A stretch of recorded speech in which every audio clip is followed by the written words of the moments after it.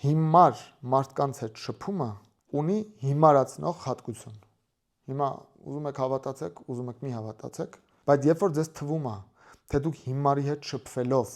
որևէ վնաս չեք կրում, դուք մեծ մոլորության մեջ եք։ Ամեն անգամ հիմարի հետ շփվելով դուք մի աստիճան հիմարանում եք։ Բայց քանի որ ընդամենը մի աստիճան եք հիմարանում, դուք չեք զգում։ Սիստեմատիկաբար հիմար մարդկանց հետ շփվելու արդյունքում դառնում եք հիմար,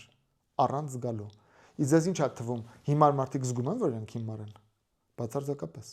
Իմ ճանաչած բոլոր հիմար մարդիկ համոզված են, որ իրենք խելացի են։ Եվ եթե դուք շփվում եք հիմար մարդկանց հետ, ամենայն հավանականությամբ դուք արդեն իսկ հիմարացած վիճակում եք, բայց չեք զգում։ Դրա համար ես եթե տեսա հիմար մարդը ցանկություն ունի իմ հետ շփվելու կամ հարցեր տալու կամ ինչ-որ մի ձևով կոմունիկացիայի մեջ մտնելու, ես միանգամից եմ արգելափակում։ Ես նայում եմ ոնց որ գրիպով հիվանդ մարդու ոնց կարգելափակես։ Ասենք գրիպով հիվանդ մարդը գալի ուզում է քեզ քո հետ խոսի։ Դու էլ ես վարակվելու։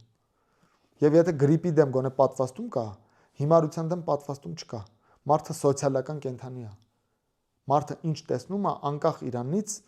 դա կրկնօրինակում է։ Ինչքան էլ դուք ուզում եք, չգիտեմ, եղեք աշխարհի ամենախելացի մարդը։ Եթե դուք շփվում եք հիմարների հետ, կարդում եք հիմարների գրածը, լսում եք հիմարների կարծիքը, նույնիսկ եթե համոզված եք, որ դա հիմարություն է, դուք անընդհատ գնում եք հիմարացման ճանապարհով։